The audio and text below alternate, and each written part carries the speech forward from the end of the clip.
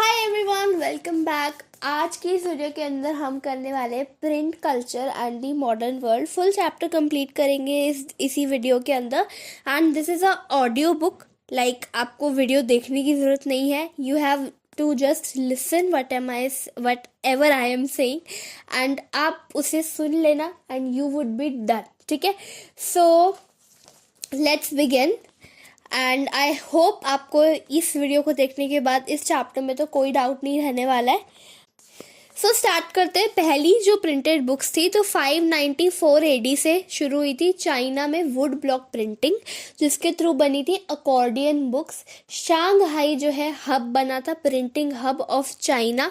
China में जो king थे वो अपने पर्सनल को अपॉइंट करने के लिए सिविल सर्विस एग्जामिनेशन देते थे, जिसके लिए प्रिपेयर करने के लिए जो कैंडिडेट्स थे उन्हें चाहिए होती थी बुक्स। तो बुक्स वहाँ से वुड ब्लॉक प्रिंटिंग से प्रिंट होने लगी थी। अर्बन कल्चर इतना ब्लूम हुआ था, रीडिंग इतना डाइवर्सिफाई हो गया था कि रीडिंग एक लीजर एक्टिविटी बन गया था। मर्चेंट्स अपने ट्रेड इन्फॉर्मेशन को कलेक्ट करने के लिए प्रिंट का यूज़ करने लगे थे। स्कॉलर ऑफिशियल तो यूज़ करते ही थे। कोर्टेसन्स एंड वुमेन जो है अपनी कहानियाँ लिखती थी, खुद पढ़ती भी थी। This is what actually that was happening at that time. Now Buddhist missionaries China से जापान जब गई तो वो वुड ब्लॉक प्रिंटिंग की नॉलेज वहाँ पर लेके गई एंड जापान में आई थी फर्स्ट बुक जिसका नाम था डायमंड सूत्रा। और वहाँ पर प्लेइंग कार्ड्स, मनी और जो टी सेरेमनी वगैरह थी उनके ऊपर बुक्स बनने लग गई थी। एंड जापान में प्रिंट धीरे धीरे डाइवर्सिफाई हो रहा था। टी सेरेमनी पे बुक्स बन रही थी, वुमेन पे बुक्स बन रही थी, फ्लावर अरेंजमेंट पे बन रही थी एंड म्यूजिकल इंस्ट्रूमेंट पे बन रही थी कि प्रॉपर एटिक्वेट पे, कुकिंग पे, कोर्टेसन्स पे, इन सब चीज़ों पे जापान में बुक बनी थी। अब प्रिंट यूरोप में लेके आए थे मार्को पोलो थे तो इटालियन, बट वो चाइना में रहने लगे थे। तो जब चाइना से वो इटली आए थे तो वो अपनी वुड ब्लॉक प्रिंटिंग की नॉलेज लेके आए थे। वुड ब्लॉक प्रिंटिंग से पहले मैन्यूस्क्रिप्ट्स के थ्रू प्रिंट कल्चर होता था, बट मैन्यूस्क्रिप्ट्स बहुत ज़्यादा फ्रेजाइल होती थी, डिफ़िकल्ट टू हैंडल होती थी, डिफ़िकल्ट टू रीड होती थी। तो इसीलिए वुड ब्लॉक प्रिंटिंग से जो है अब काफ़ी अच्छा होने लगा था। वुड ब्लॉक प्रिंटिंग से काफ़ी सारी बुक्स बनने लग गई थी, बट अभी भी एक बहुत क्विक टेक्नोलॉजी की नीड थी। तो जॉन गुटेनबर्ग इस वक्त पे आते हैं एंड वो बना के दिखाते हैं प्रिंटिंग प्रेस। उन्होंने फर्स्ट प्रिंटिंग प्रेस बनाई थी एंड ये फर्स्ट एवर प्रिंटिंग प्रेस इन्होंने 1430s में बनाई थी। ये एक मर्चेंट के सन थे। अब इन्होंने बनाई कैसे थी, ये बहुत इंपॉर्टेंट चीज़ है। तो जो ऑलिव एंड वाइन प्रेस होती है ना, वाइन एंड ऑलिव प्रेस होती है, एंड एक ज्वेलरी मेकिंग के लिए जो मोल्ड्स होते हैं उनके आइडियोलॉजी को यूज़ करके बनाए थे। जो ज्वेलरी मेकिंग मोल्ड थे उनसे उन्होंने वह अल्फ़ाबेट के मोल्ड बनाए थे। And wine and olive press से जो पूरी मतलब मशीन का जो मेन पार्ट था ना, मॉडल था, वो बनाया था। तो ये चीज़ जो थी उनको हेल्प करी थी एंड 1448 में उन्होंने बहुत अच्छे से ये बना ली थी। एंड फर्स्ट जो उन्होंने बुक प्रिंट कर दी वो थी बाइबल। 180 कॉपीज़ उन्होंने 3 साल लगा के जो है फाइनली बनाई थी। ऑल्सो इसमें जो है बुक्स इस तरीके की बनाई जाती थी कि लगे कि हाँ भाई वुड ब्लॉक प्रिंटिंग से ये बनाई गई है, ये मैन्यूस्क्रिप्ट से बनाई गई है, ताकि लोग जो है उसे खरीदे ornamental borders, ornamental hand writing के साथ।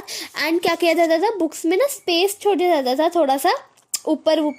तो क्या होता था कि उससे काफ़ी ज़्यादा हेल्प मिलती थी कि लोगों को जैसा डिज़ाइन चाहिए वो वैसा बनवा सकते हैं।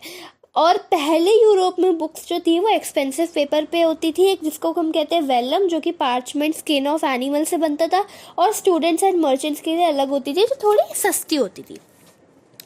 अब प्रिंट रेवोल्यूशन हुआ, हैंड प्रिंटिंग से मैकेनिकल प्रिंटिंग आई बाय जॉन गुटेनबर्ग। अब प्रिंट रेवोल्यूशन और उससे इम्पैक्ट क्या पड़े कि रीडिंग अच्छी एक्टिविटी बन गई। लोग जो है अब ओरली भी नॉलेज को ट्रांसफ़र कर रहे थे। अब प्रॉब्लम क्या थी कि बुक्स जो है सिर्फ पढ़े लिखे लोग ही जो है पढ़ सकते थे। तो इससे सॉल्यूशन क्या निकाला, प्रिंटर्स जो है वो बुक्स को प्रिंट करने लगे एंड वो जो लोग हैं जो लिटरेट है वो क्या है ट्रैवन्स में जाकर सुनाने लगे। ट्रैवन्स वो जगह है जहाँ पर लोग अल्कोहल के लिए, फूड के लिए या फ्रेंड्स को मिलने के लिए जो है आते हैं। तो इस तरीके से ओरल कल्चर और प्रिंट कल्चर, रीडिंग कल्चर क्या है, दोनों एक साथ हाथ में हाथ लेके चलने लगे। रिलीजियस डिबेट्स काफ़ी होने लगी। सबने प्रिंट को बहुत प्यार से वेलकम नहीं किया कि अरे वाह प्रिंट आ गया चलो नाचो, नहीं, सबने ऐसा नहीं किया। तो एक कहानी है जो कि है हमारे मार्टिन लूथर नाम के इंसान, तो इन्होंने 1517 में 95 थीसिस लिखी। अब कब लिखी थी, this is a really important thing, 1517 में। तो 1517 में उन्होंने, मार्टिन लूथर ने 95 थीसिस लिखी, जिसके अंदर इन्होंने जो रोमन कैथोलिक चर्च की प्रैक्टिसेस थी उसे क्रिटिसाइज किया। और एक कॉपी अपनी बुक की वो जो एक चर्च ऑफ विटनबर्ग है उसके सामने ही रखा है कि लो भाई दम है तो मेरी जो चीज़ मैं कह रहा हूँ ना उसके ऊपर डिबेट करके दिखाओ तब पता लगेगा। उन्होंने फिर इससे प्रोटेस्टेंट रिफॉर्मेशन हुआ कि अब क्रिश्चियनिटी एक नई फॉर्म की जो है लोग फॉलो करने लग गए, जिसकी वजह से रोमन कैथोलिक चर्च को बहुत गुस्सा आया और मार्टिन लूथर ने न्यू टेस्टामेंट भी बनाया था। Basically it was a translation, ठीक है, ट्रांसलेशन बनाई थी अपनी खुद की एंड इतनी फेमस हुई कि सेकेंड एडिशन 3 महीनों में ही प्रिंट कर दिया गया। तो उनके मार्टिन लूथर के द्वारा ये कहा गया था कि प्रिंटिंग जो है वो अल्टीमेट गिफ्ट है गॉड का and it is the greatest one gift, ठीक है, क्योंकि इससे काफ़ी सही चीज़ें हो रही है। प्रिंट और डिसेंट, प्रिंट और अपोज। अब क्या रोमन कैथोलिक चर्च चुपचाप बैठी रहेगी? मेनोशियो नाम के एक इंसान थे जिन्होंने बाइबल की अपनी क्या सोचते हैं बाइबल से, बाइबल को पढ़ के उन्होंने वो अपना मैसेज जो है लिखा था। बट रोमन कैथोलिक चर्च को तो बड़ा गुस्सा आया था। तो अब रोमन कैथोलिक चर्च ने एक इंडेक्स ऑफ प्रोहिबिटेड बुक्स निकाल दिया जिसके अंदर वो सारी बुक्स लिखी हुई थी, मतलब वो सारी बुक्स के नाम थे जो लोगों को बिल्कुल भी नहीं पढ़नी है एंड जो भी उनकी बात को नहीं मानते थे वो इंक्विजन कर देते थे। क्या करते थे, उन्हें पनिश करते थे और इन लोगों को हम हेरेटिक्स कहते थे जो कि अपोज करते थे रोमन कैथोलिक चर्च को। तो उनको क्या है, इंक्विजन कर देते थे। अब रीडिंग मान्या की बात करते हैं। रीडिंग मान्या में क्या हुआ कि चाप बुक्स आने लग गई है, छोटी छोटी क्या है बुक्स आने लगी, पॉकेट साइज बुक्स आने लगी। बुक सेलर्स जो कि पेडलर्स थे वो आने लग गए। एल्मनैक्स आने लगी जिसमें एनुअल इंफॉर्मेशन जो है दी जाती थी। फ्रांस में बिलोथेक ब्लूज आ गया, ठीक है, ये सारी चीज़ें हुई। तो अब रोमांसेस लिखने शुरू किया। Ideas of scientist and philosophers जो है एक जगह से दूसरी जगह जाने लगे और बहुत लोगों को जैसे कि लुइस सेबेस्टियन मर्शियर को लगता था, वो बोलते थे tremble therefore tyrants of the world, tremble before virtual winter. अब वो ऐसा इसलिए बोलते थे क्योंकि उनका मानना था कि प्रिंटिंग प्रेस इतना पावरफुल इंजन है प्रोग्रेस का और पब्लिक ओपिनियन का कि अब प्रिंटिंग की वजह से जो भी लोग अत्याचार करते हैं अब उन्हें कांपना शुरू करना पड़ेगा, क्योंकि अब उनकी जो फालतू की बातें हैं वो लोग नहीं मानने वाले हैं। फ्रेंच रेवोल्यूशन में प्रिंट के क्या रोल थे, वो 3 मार्क्स या 5 मार्क्स का क्वेश्चन आ सकता है। तो प्रिंट ने आइडियाज ऑफ फिलोसोफर्स को एक जगह से दूसरी जगह फैलाया था। नया डायलॉग एंड डिबेट होने लगे थे कि क्या क्या करना चाहिए एंड प्रिंट ने रॉयल्टी पे क्वेश्चन उठाया था कि भाई ये जो रॉयल्टी है क्या कर रहे हैं, ये मोनार्क को लोग क्रिटिसाइज करने लगे थे। कार्टून्स एंड कैरिकेचर्स बनाने शुरू कर दिए थे। अब 18वीं सेंचुरी में चिल्ड्रन, वुमेन और वर्कर्स के लिए भी बुक्स बनाई गई थी ऑब्वियसली। तो चिल्ड्रन के लिए जो है 1957 में फर्स्ट चिल्ड्रन प्रेस आई थी। तो ग्रिम ब्रदर्स जो थे, इट्स ग्रिम और ग्रिन, इट्स ग्रिम। तो ग्रिम ब्रदर्स ने बच्चों के लिए बहुत सारी वो लिखना शुरू किया था, जो क्या कहते हैं उसे, फॉक टेल्स लिखना शुरू किया था एंड जो भी वल्गर चीज़ें होती थी उन्हें हटा दिया जाता था बच्चों के लिए। वुमेन के लिए पेनी मैगजीन्स आने लगी थी जिसके अंदर वुमेन को बताया जाता था कि तुम्हें कैसे बिहेव करना चाहिए एंड वुमेन ने भी लिखना शुरू किया, जैसे जॉर्ज एलियट थी, जेन ऑस्टिन थी, इन्होंने भी क्या है लिखा, अपने नॉवेल्स लिखे। वर्कर्स ने अपनी ऑटोबायोग्राफीज लिखना शुरू किया। लेंडिंग लाइब्रेरीज वर्कर्स के लिए आई। अब इनोवेशंस क्या क्या हुई, these are really important. Cylindrical press आई थी, ऑफसेट प्रिंटिंग प्रेस आई थी, मेटल प्रिंटिंग प्रेस आई थी और प्रिंट की जो चीज़ थी वो क्या, प्रिंट क्या है, बहुत इम्प्रूव किया गया। इंग्लैंड में तो शिलिंग सीरीज़ नाम की एक सीरीज़ आने लगी थी and cheap paperback editions आने लग गए थे। तो अब सबके एक बस फीचर्स जानते हैं। ऑफसेट प्रिंटिंग प्रेस का क्या काम था कि हम 6 डिफरेंट कलर्स को क्या है चूज कर सकते हैं। सिलेंड्रिकल प्रेस क्या करती थी, 1 घंटे में 8000 पेज प्रिंट कर देती थी, तो इतनी फास्ट थी वो। अब इंडिया की बात करते हैं। इंडिया में ओल्ड ट्रेडिशन हमेशा से ही रहा है हैंड रिटन मैन्यूस्क्रिप्ट्स का। हम जो है manuscript Sanskrit, Arabic, Persian language सब में लिखाई करते थे। मैन्यूस्क्रिप्ट्स को हैंडमेड पेपर पे कॉपी किया जाता था। हमारे प्री कॉलोनियल बंगाल में बच्चे क्या करते थे, उनके पास बुक्स नहीं होती थी, वो जैसे टीचर बोले जा रही है वो लिखते थे नोट्स वगैरह। जैसे आ जाते थे यूनिवर्सिटी ऑफ दिल्ली में भी बुक्स नहीं ली जाती मेजॉरिटी ऑफ द कोर्स के लिए, क्या किया जाता है, बच्चे नोट्स बनाते हैं एंड उनसे पढ़ते हैं। तो इंडिया में क्या है यही चीज़ें होने लगी थी। तो मैन्यूस्क्रिप्ट के क्या फीचर थे कि वो एक तो एक्सपेंसिव काफ़ी होती थी, they used to be fragile and उन्हें केयरफुली हैंडल करना पड़ता था एंड उन्हें रीड करना भी डिफ़िकल्ट होता था एंड काफ़ी टाइम टेकिंग भी वो होती थी। अब प्रिंट जो है वो इंडिया में कैसे आया, गोवा में आया था वो पहले। कौन लेके आया था, पोर्चुगीज मिशनरीज लाई थी। अब पोर्चुगीज मिशनरीज ने कोंकणी लैंग्वेज को सीखा, ठीक है, एंड बहुत सारी चीज़ों को प्रिंट किया। 1674 में 50 बुक्स प्रिंट करी। 1579 में पहली तमिल बुक प्रिंट करी at Cochin by catholic priest. Malayalam books print करी गई। डच मिशनरीज ने तमिल बुक्स प्रिंट करी। तो धीरे धीरे हर लैंग्वेज में बुक्स को प्रिंट किया गया और इंग्लिश लैंग्वेज की प्रेस जो है ईस्ट इंडिया कंपनी इंडिया में 17वीं सेंचुरी में लेके आई थी। अब एक इसमें से न्यूज़पेपर आता है which is known as Bengal gazette. तो बंगाल गैजेट जिसके एडिटर थे जेम्स ऑगस्टस हिकी, जो कि स्लेवरी के बारे में जो है स्लेव्स को सेल करने के लिए एडवर्टिजमेंट तो छापते ही थे, बट वो कुछ ऐसे न्यूज़पेपर्स भी छापते थे जिसके अंदर वो गवर्नर जनरल की बेइज्जती मारते थे। तो गवर्नर जनरल वॉरेन हास्टिंग ने क्या किया, कुछ न्यूज़पेपर्स लॉन्च करे जिनसे अपनी इमेज को वो सही कर पाए। ऑल्सो गंगाधर भट्टाचार्य जो थे वो बंगाल गैजेट के मेन उन्होंने मतलब शुरू किया था, उन्होंने फॉर्म किया था, ठीक है। Now we come to next thing which is religious reforms. तो डिफरेंट ग्रुप्स ने कन्फ्रंट किया जो भी चेंजेस हो रहे थे एंड कितनी सारी ऐसी प्रैक्टिसेस हुआ करती थी जो कि गलत हुआ करती थी और डिबेट्स इसी वजह से जो है पब्लिक में प्रिंट पे कैरी होनी शुरू हुई। तो प्रिंटेड ट्रैक्ट्स जो थे वो नए नए आइडियाज़ लाते थे एंड वो किस तरीके की अब डिबेट होगी उसको शेप करते थे। उस मतलब अब प्रिंट पे डिपेंड हो रहा था कि लोग क्या बातें करेंगे। नाउ अब हमारे हिंदुइज्म में क्या, मुस्लिमों में भी, सब में, सारी रिलीजन में क्या था, कुछ ऐसी चीज़ें हुआ करती थी, कुछ ऐसे रिफॉर्म्स हुआ करते थे जिनसे लोगों को प्रॉब्लम थी। जैसे कि विडो इमोलेशन, कि घर से निकाल दो भाई, विडो हो गए अगर आपका अगर हस्बैंड इस दुनिया से जा चुका है देन आपको घर से निकाल दिया जाएगा। या फिर सती प्रथा होती थी, या फिर प्रीस्टहुड होता था। प्रीस्टहुड क्या कि पंडित का बेटा पंडित ही बन रहा है। आइडोलेट्री, मूर्ति की पूजा होती थी। मोनोथिज्म, एक ही भगवान को मानना है, एक से ज़्यादा भगवान को मान नहीं सकते। अगर आप कृष्ण जी को मान रहे हो तो कृष्ण जी को ही मानो, राम जी को नहीं मान सकते, ऐसा कुछ करके, मतलब I am just giving an example. तो ऐसे करके होता था। तो अब लोगों ने क्या है, प्रिंट की वजह से लोगों के आइडियाज़ को क्या किया, शेप किया। जैसे राम मोहन रॉय ने समाचार चंद्रिका जो है, राम मोहन रॉय ने जो अखबार लिखी थी संवाद कौमुदी, उसके अपोजिशन में हम हिंदू लोगों ने क्या लिख दिया, समाचार चंद्रिका, ठीक है। राम मोहन रॉय ने लिखी थी संवाद कौमुदी, KAUMUNDI। तो संवाद कौमुदी राम मोहन रॉय ने लिख दी एंड उनके अपोजिशन में हिंदू लोगों ने लिखा समाचार चंद्रिका।